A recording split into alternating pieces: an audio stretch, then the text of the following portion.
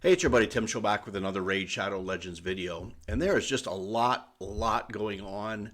I figured I would do a video and just talk about some of the things that were going on.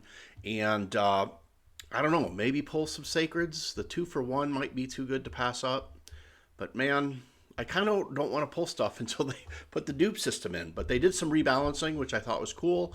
Lots of interesting events going on. And we'll take a look at all the teams I used to win the Doom Tower Hard. So let's check it out.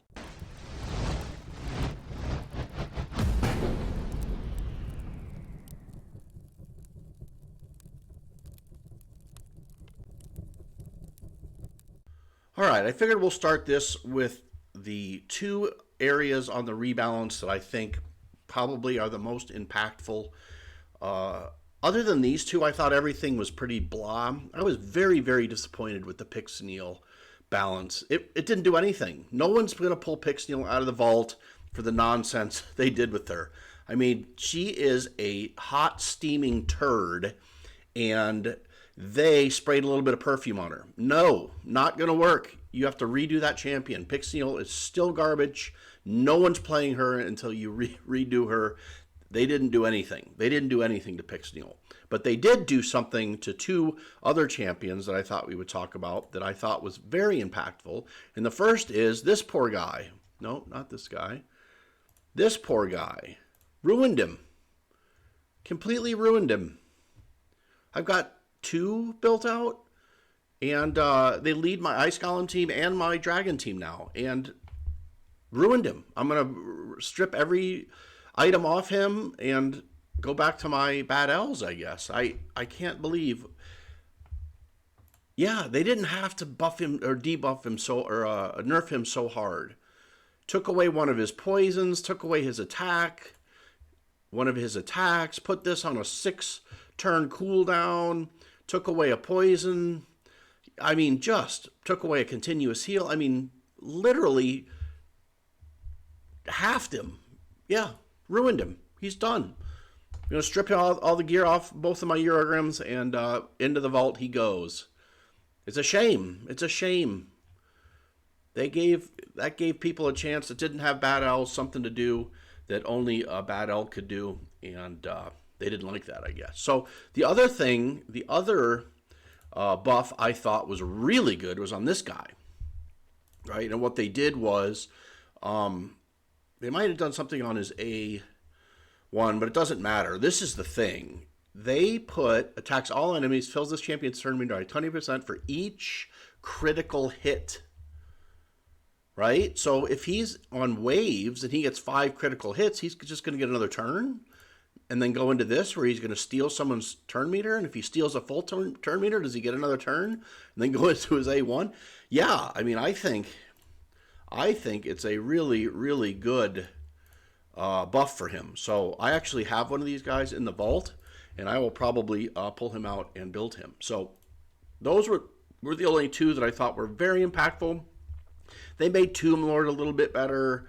War Mother might be a little bit better, but I mean, nothing really that I would write home about. But ruining Urogrim is the headline news for sure. And the Grohawk the Bloodied actually is now going to be a viable champion. And Pyxniel was the most disappointing balance I've ever seen in my life. Oh my gosh, it was terrible. So let's go ahead. And I figured I was able to finish Doom Tower, and I figured I would show you the teams that I used on this new rotation, which was just incredibly hard. I mean, you know, Scarab King, we'll start with the old boss, the old Scarab King boss, right? Which is this guy. Here's my team. You know, I mean, just very basic idea behind this team, right? Scarab King has been around since Doom Tower inception, and you know, the trick to him is just don't attack him without a shield on and keep his turn meter down and don't ever give him a turn, and that's what we did. And obviously Krisk made that really easy because he comes in, puts a shield on us right away, and then we're able to start the turn meter reduction, and everything goes good. So let's see if we can just give it a quick run here and Oh gosh, she's not doing what she's supposed to be doing. So, have you guys noticed that it's kind of a bug? If you don't go into the champion select and select the team that you have set the AI for, it reverts back to the regular AI, right? So I'm not going to let that run. But you can see the idea is that I've made my Lodric fast enough to but I think I've sort of started to already ungear him. I've made him fast enough to constantly put up a shield, so when you attack the Scarab King, he never really gets a turn, and we just slowly wear him down with these two in destroy sets. So yeah, that's the idea behind that. Works out really good. The second is Griffin. Griffin is, I don't know, pretty easy, a pretty easy boss to beat, I think, once you get the idea behind him, and that's nuke him down, have enough support on your team to keep you from dying, and don't let him get past turn 15, and off we go. So yeah, so this team is probably my only. Well, my Scarab team would have been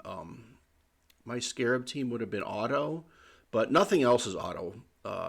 And I'll show you in a minute. We'll do Dark Fae next, and then finally the toughest boss to ever grace the Doom Tower in Bombel, right? So yeah, so this is obviously going to be a long run. I was hoping, geez Louise, come on. Yeah, so we're not going to go through this, but you can see I've got enough revives with my Duchess that everything runs pretty well, and then I've got tons of heals with Brogni and his shield heals, and then Duchess and Riho do a lot of heals as well. So that's that team, and it runs pretty well. Actually, I think the waves are probably the hardest part about that boss. Then Dark Fae was this lady. Probably the best gear set to get, but it's an impossible auto team. And unfortunately, it's a super easy win. See, I'm not gonna do this again. It's a super easy win if you manual it. Is this it? Yeah, this is it. Let me make sure I've set my AI correctly. So you really just want the Allures to do their A1s, because again, the Dark Fae is all about not letting her get a turn. And if you can get in there and wipe out your team before Dark Fae. Now, I'm not saying you could never do this on auto. I'm just saying you have to have the right cooldowns, off cooldown when you hit the final boss to make it work. And it's a joke, really. I mean, Dark Fae is a very, very easy boss, and I think most people, if once you learn that you have to just keep turn meters down and don't have any sort of nasty support champions or spirit champions, that's my advice, because spirit champions let the Dark Fae heal. Although if you're not giving her a turn, which I don't believe she ever got a turn against this team, but yeah, we'll stop it at some point and just A1, because my Allures will keep all these guys turn meter down, and we should be able to finish it. And then I actually used my my Foxy Lady here as my damage dealer, because she does do pretty good damage. So my Lady Kimmy is the fastest, so I use her turn meter down right off the bat, right?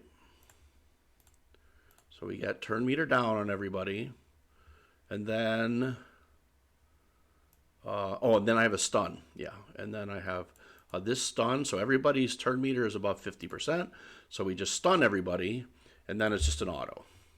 And then I don't believe anybody ever gets another chance to go, and they steal my Tila, but I think we should be fine. I don't think she even gets a time to go, and then Yeah, and then we just keep the turn meter down, and you can see it's a very, very easy. And this is tube tower 120, right? I mean, you could do this. You could do this with a deacon here. In fact, he'd probably be even better with his defense down as well.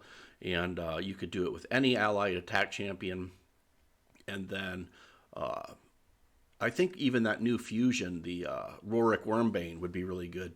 Although I think for him to get his stun, the turn meters have to be below 50%.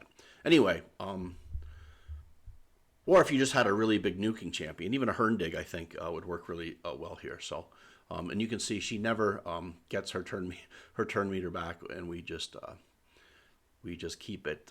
Yeah, it's a pretty easy run. So, yeah. So let me know what you guys think about the changes in the balancing of the champions. I have to say, I was very disappointed. I thought that was pretty weak of them. I think they chickened out on Pyxniel.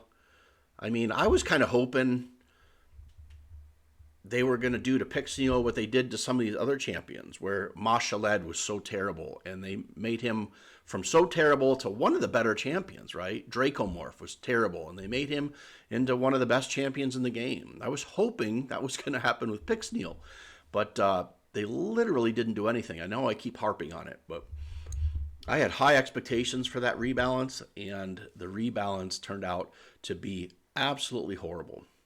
Absolutely horrible. So I think I'll probably use my keys on this boss. Well, I can't, because you can't auto this. So I'll probably use my keys on the Griffin, because I can auto the Griffin. And yeah, I wish there was a way to auto this boss better. Maybe if you... there's just too much RNG on who these allures hit, and I don't have any revivers, so if somebody goes down, it's all over. And yeah, so I'm not... I mean, I guess I could do this on manual and just pop in every 5 or 6 minutes and reset it so they do what they're supposed to do. But you can see she never even really gets close to doing a turn. I don't have crazy gear on anybody, honestly. I think my allures are going in the 250 range, which is her speed. All you have to be is slightly faster than her, and then the Kimmy lead really helps, but they certainly don't have to be. Look, I mean, taking her to 0 on the turn meter isn't necessarily. I mean, she could, if she ranged up in here, it would be fine as well. But so I'm a little too fast, and then if you were ever to fall behind the ally attack, obviously the allures bring her turn meter back to 0, and yeah, she's really a joke. But the next champion we'll talk about is anything but a joke. And I think everyone knows where we're going after this. And I could not make a regular team work. I just didn't have the resistance gear. I didn't have, the things I needed to do to make that work. And there's some videos out there with the team concept. The only way I could get it work was the Samar Gem Cursed cheese. And my Samar Gem Cursed is built very well, and I'll show you his gear before we start, because I got lucky that I had really good regeneration and immortal gear, and was able to do the things on him that needed to be done. So yeah, so we'll talk about Bombel next, and then we will I don't know, we might pull some shards. I don't know. So yeah, so nice. Faye Spears. Okay, so let's go look at this terrible champion here. Bommel the Dreadhorn. Here's my Samar. Let me show you how he's built. 266 speed, 86,500 HP, and then everything else I really couldn't care about. I know you probably want more resistance. Actually, I tried to get as much resistance as I could, and that was it. That's all I could get on him. So, yeah. So I did what I could. Obviously, I wanted the Kimmy lead again, and then everyone else I just want to die by the time we get to the boss, because pretty much anything you do to this boss is bad news. Now I've rebuilt my Arminger since since I use him in the dark phase. So I'm a little worried he's going to be too good in this run now. Now you would think this would be an auto team, but it's not. Because what I found is level 90 Bombel does things that no one else does, and it's a little frustrating, right? He does a strip, and then a hit, and then a bomb, and then another hit, and screws up your passive where he's trying to drop his where you can't do any damage to him, his block damage buff, and it'll run out by the time he does his final hit, or it'll go too early on one of the boss hits, and the bombs will kill you. So I just kind of had to brute force it, and allow, come on, kill her, and allow kill her. Okay, so that's so we want her. Obviously, we want Samar to kill people because he gets a speed buff from it, and then yeah, this might be bad because I think. You can see I built him up to make my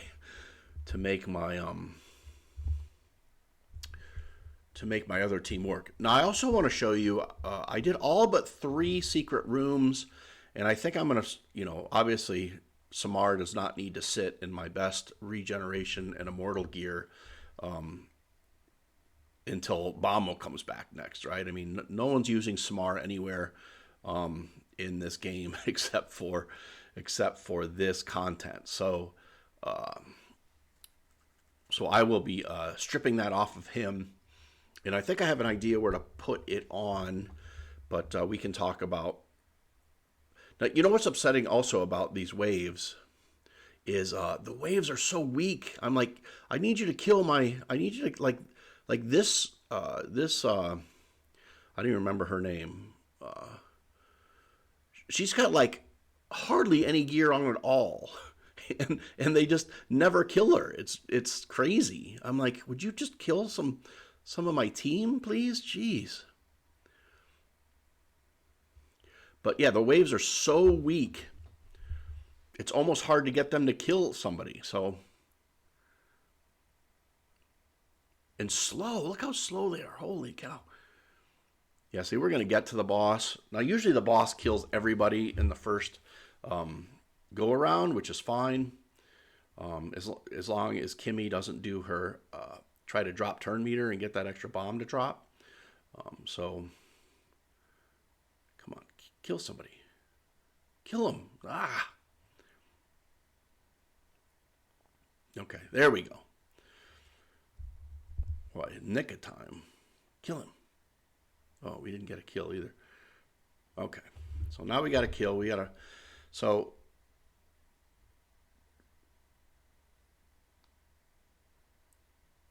So that should be the end of Armiger. Okay. And this is where... Yeah, this is where, yeah, you just sort of sit here and kind of wail on him. The nice thing is he doesn't have a ton of HP, so you can do some damage to him without necessarily... having damage gear on. So that's how it has to go. The 2 dread bombs have to go off, proc his block damage buff. But the problem is, you'll see when I get down to about 65%, he does this kind of move where he hits me with like 2 shots in a row, and the timing gets off, and it procs his block damage buff before the bombs go off, and it's super frustrating. It doesn't happen all the time, but it happens more often than not. So I think my success on this run is only about 25%, but honestly, I mean, I only needed to beat it once, so yeah. So, and higher resistance would definitely help. But I didn't have it. I mean, what are you going to do? If you don't have the resistance, you don't have the resistance, right? So, oh, see, there goes the block, and now these bombs are going to go off and kill me. Yep, bam, bam, and that's it. So, yeah, definitely RNG based, and yeah, not so much fun. Oh shoot, let me show you the 3 secret rooms I've yet to do. And I've kind of been knocking them off one at a time. There's this forced HP, which I think is probably the farthest away. I may not even get that done this rotation. I mean, look, I've got one level 60 who's, one level 60 Black Knight who doesn't have anything, and then I have a Versolf and a Husk, and then I don't even know what else I would do, but that's all the force HP champions I have. So I may not get that one done this rotation. This one I might have a chance. So I have 1, 2, 3, 4, maybe one of these guys. I don't know. I might be able to get this one done, because I think he does a revive, right? He does a heal, he does a revive. And then if I build him up big enough, I think I would have a chance. Maybe with, he does a heal on his A1, puts a shield up on a 3-turn cooldown, 15% of his max HP. But if I put him in maybe Samar's regen and immortal, I don't know. We'll see. We'll see. I might be able to get it done. But this was the one I've been focusing on right now, which seems like I should be able to get it done, because I got really good champions. But the problem is these, and they don't even show them here, but they have war chiefs. And for some reason, war chiefs on the enemy team, whenever you hit them, take like 1/3 of your health. But what I found is, I think this is the key. I think Rearguard Sergeant is the key with her decrease attack, although I'm not going to worry about accuracy on her. But the ally protect and the continuous heal, I might turn a bunch of the other stuff off and just let her try to ally protect and continuous heal everybody the whole time, and put her in the regen and immortal set. So yeah, so that's that. Now there is this 2-for-1 event going on for sacred shards, which seems like it'd be a pretty good deal.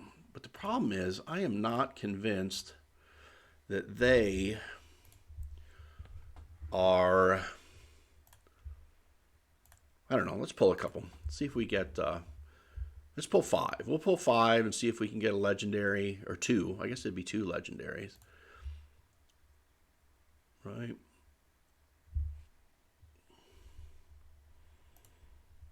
I don't know. Whenever I do this, I get all, here we go. So I get 2 legendaries. I got another bad L.